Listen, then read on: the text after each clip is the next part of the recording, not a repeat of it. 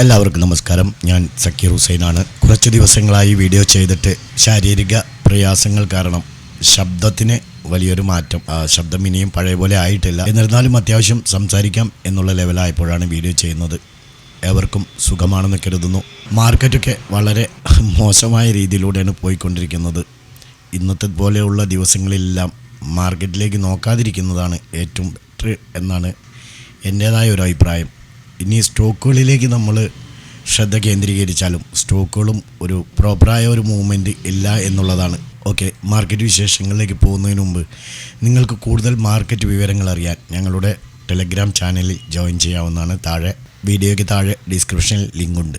Okay, മാർക്കറ്റിലേക്ക് വരുമ്പോൾ ഇന്നത്തെ ഇടിവിന് പ്രധാന കാരണം ഇന്ന് ഏകദേശം 100 പോയിൻറ്റിന് മുകളിൽ, അതായത് നമ്മുടെ ഇന്ത്യ റഷ്യയിൽ നിന്നുള്ള എണ്ണ ഇറക്കുമതി കണ്ടിന്യൂ ആയിട്ട് ചെയ്തുകൊണ്ടിരിക്കുകയാണ്.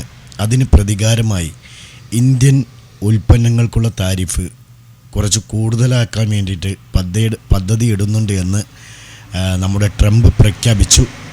അതോടൊപ്പം മിക്സഡ് Q1 ഏർണിങ്സും അതേപോലെ തന്നെ പുതിയ ഗ്ലോബൽ കൺസേൺസും കാരണം, അതുകൊണ്ടെല്ലാം ഈ 2-3 കാരണങ്ങൾ കൊണ്ടാണ് നിഫ്റ്റിയും സെൻസെക്സൊക്കെ ഇന്ന് റെഡിൽ ക്ലോസ് ചെയ്യേണ്ടി വന്നത്. അതായത് ട്രംപിൻ്റെ ഈ പെട്ടെന്നുള്ള പ്രഖ്യാപനം ഇൻവെസ്റ്റർമാർക്കിടയിൽ പെട്ടെന്നൊരു ജാഗ്രത അവരിൽ ഉണ്ടാവുകയും റിസ്ക് ഓഫ് സെൻറ്റിമെൻറ്റ്സിലേക്ക് പോവുകയും ചെയ്തു. ഇത് ഇന്ന് അവരെ ഒരു പ്രോഫിറ്റ് ബുക്കിംഗ് ചെയ്യുന്നതിലേക്ക് നയിക്കുകയാണ് ചെയ്തത്. ഇന്ത്യ റഷ്യൻ അസംസ്കൃത എണ്ണ വാങ്ങുന്നത് തുടരുകയും അത് ലാഭത്തിൽ വീണ്ടും വിൽക്കുകയും ചെയ്യുന്നു എന്നാണ് ട്രംപ് വിമർശിക്കുന്നത്. അതായത് വീണ്ടും തിരഞ്ഞെടുക്കപ്പെട്ടാൽ ശിക്ഷാപരമായ വ്യാപാര നടപടികളെക്കുറിച്ച് മുന്നറിയിപ്പ് നൽകുകയും ചെയ്തിരുന്നു എന്നാണ്. ഇന്ത്യ വൻതോതിൽ റഷ്യൻ എണ്ണ വാങ്ങുക മാത്രമല്ല, വാങ്ങിയ എണ്ണയുടെ ഭൂരിഭാഗവും ഓപ്പൺ മാർക്കറ്റിൽ വലിയ ലാഭത്തിനായി വിൽക്കുകയും ചെയ്യുന്നു എന്നാണ് ട്രംപ് പറയുന്നത്. അതുപോലെ റഷ്യയിൽ നിന്നുള്ള യുദ്ധയന്ത്രം കൊണ്ട് ഉക്രൈനിൽ എത്ര പേർ കൊല്ലപ്പെടുന്നുണ്ട് എന്ന് ഇന്ത്യ കാര്യമാക്കുന്നില്ല എന്നാണ് പറയുന്നത്. ഇക്കാരണത്താൽ ഇന്ത്യ US നൽകുന്ന താരിഫ് ഞാൻ ഗണ്യമായി ഉയർത്തും എന്നൊക്കെയാണ് ട്രംപിൻ്റെ ഭീഷണികൾ. ഇന്നത്തെ മാർക്കറ്റിൽ oil and gas, IT, FMCG തുടങ്ങിയ പ്രധാന സെക്ടറുകൾ മെയിൻ ഇടിവിന് കാരണമായിട്ടുണ്ട്. ICICI bank, tech Mahindra, Reliance Industries, Infosys, Asian paints, Adani ports തുടങ്ങിയ ഹെവി വെയ്റ്റുകൾ ഏറ്റവും പിന്നിലാണ്. നേരെ മറിച്ച് ആട്ടോ സ്റ്റോക്കുകളും മെറ്റൽ സ്റ്റോക്കുകളും ചില പ്രതിരോധ ശേഷി കാണപ്പെട്ടു. ഇത് വലിയ നഷ്ടത്തിൽ നിന്ന് ചെറുതായിട്ട് കുറവ് വരുത്തിയിട്ടുണ്ട്. ഇന്നത്തെ ദിവസം മുഴുവൻ നിഫ്റ്റി ഒരു നെഗറ്റീവ് ബേസിലാണ് ട്രേഡിംഗ് നടത്തിയിരിക്കുന്നത്. അതായത് 50 EMAയ്ക്കും താഴെയാണ് ഇന്നത്തെ ആ ഒരു മൂവിങ്. ഇൻട്രാഡേ ചാർട്ടിലും, അതായത് ഇത് ഡെയിലി ചാർട്ടാണ്, ഡെയിലി ചാർട്ടിലും 50 EMAയ്ക്ക് താഴെയാണ് ഇപ്പോൾ നിഫ്റ്റി ചെയ്യുന്നത്. നിലവിൽ 24,400, അതുപോലെ 24,000 ഈ ഒരു റേഞ്ച്, 850 ഈ ഒരു റേഞ്ചിലാണ് ഇപ്പോൾ നിഫ്റ്റി ഉള്ളത്. ചെറിയ ഒരു ദിവസങ്ങളിലേക്ക് നിഫ്റ്റി ഈ ബാൻഡിൽ തന്നെ തുടരാനാണ് സാധ്യത. ഈ പരിധിക്കപ്പുറമുള്ള ഒരു നിർണായക മൂവിങ് മാത്രമേ മാർക്കറ്റിൽ ഇനി ഒരു പുതിയ ചലനത്തിന് സാധ്യത നൽകുന്നുള്ളൂ. ഇന്ന് സെൻസെക്സ് 0.38% ഇടിഞ്ഞ് 80,710 ലെവലിലാണ് ക്ലോസ് ചെയ്തിരിക്കുന്നത്.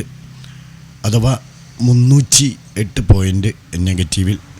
അതേസമയം നിഫ്റ്റി ആണെങ്കിൽ 73 പോയിൻ്റ് നെഗറ്റീവിലാണ് ഇന്ന് ക്ലോസ് ചെയ്തിരിക്കുന്നത്. 24,649 ലെവലിലാണ് ഇപ്പോൾ നിലനിൽക്കുന്നത്. ഇന്ന് BSEയിൽ ടൈറ്റാൻ, മാരുതി, ട്രെൻഡ് എന്നിവയാണ് ഏറ്റവും കൂടുതൽ നേട്ടമുണ്ടാക്കിയത്.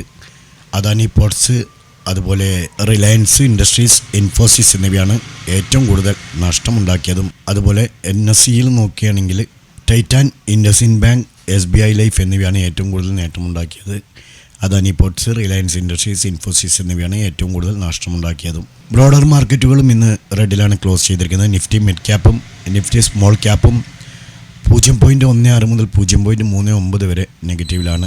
സെക്ടർ ബേസിൽ നോക്കുകയാണെങ്കിൽ ഇന്നത്തെ പ്രകടനം ഒരു മിക്സഡ് ആയിരുന്നു. നിഫ്റ്റി ആട്ടോ 0.37% ഉയർന്നു. മെറ്റൽ, കൺസ്യൂമർ ഡ്യൂറബിൾസ് എന്നിവയും ഇന്ന് സ്ലൈറ്റ്ലി ഗ്രീനിലാണ് ക്ലോസ് ചെയ്തിരിക്കുന്നത്. മറുവശത്ത് നിഫ്റ്റി ഓയിൽ ആൻഡ് ഗ്യാസ് റെഡിലാണ് ക്ലോസ് ചെയ്തത്. തുടർന്ന് ഫാർമ, FMCG എന്നിവയും റെഡിലാണ് ക്ലോസ് ചെയ്തത്. നമുക്ക് നാളെ ഇൻട്രാഡേ ട്രേഡ് ഓപ്ഷൻ ബൈയിങ് ചെയ്യാനായിട്ട് വല്ല ചാൻസുകളും ഉണ്ടോ എന്നുള്ളത് നോക്കാം. 15 മിനിറ്റ്സ് ടൈം ഫ്രെയിമിലാണ് നിങ്ങൾ വാച്ച് ചെയ്യേണ്ടത്. നിഫ്റ്റിയിലേക്ക് വരുമ്പോൾ നമുക്ക് നാളെ 24,590 ഈ ഒരു സപ്പോർട്ട് വാച്ച് ചെയ്യാം. 24,648 ഇപ്പോൾ ഉള്ളത്. ഏകദേശം 10-60 പോയിൻറ്റിൻ്റെ ഡിഫറൻറ്റ് ഉണ്ട്.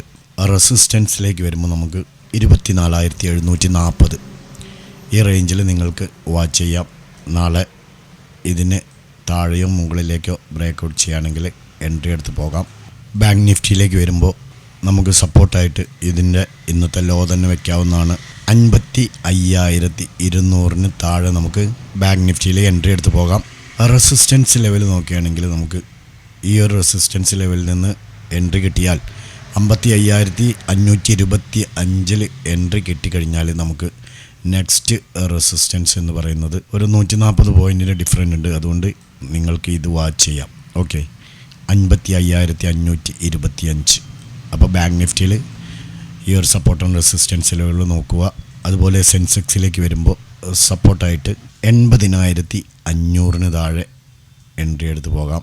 ക്രോസ് ആൻഡ് ക്ലോസ് ചെയ്യുകയാണെങ്കിൽ റെസിസ്റ്റൻസ് ആണെങ്കിൽ നമുക്ക് ഇവിടെയുള്ള ഒരു ചാൻസ് 81,070 ഇതിന് മുകളിൽ സെൻസെക്സിലും എൻട്രി എടുത്ത് പോകാം. അപ്പോൾ ഈ 3 ഇൻഡെക്സുകളും നിങ്ങളുടെ ട്രേഡിംഗ് പ്ലാറ്റ്ഫോമിൽ ആഡ് ചെയ്ത് നാളെ ഈ ലെവലുകൾ ബ്രേക്കൗട്ട് ചെയ്യുന്നുണ്ടോ എന്നുള്ളത് നോക്കുക. ഞങ്ങളുടെ വീഡിയോ എഡ്യൂക്കേഷൻ പർപ്പസിന് വേണ്ടി മാത്രമാണ്. നാളെ നല്ലൊരു പ്രോഫിറ്റബിലിറ്റി ആവട്ടെ എന്ന് ആശംസിച്ചുകൊണ്ട് നിർത്തുന്നു.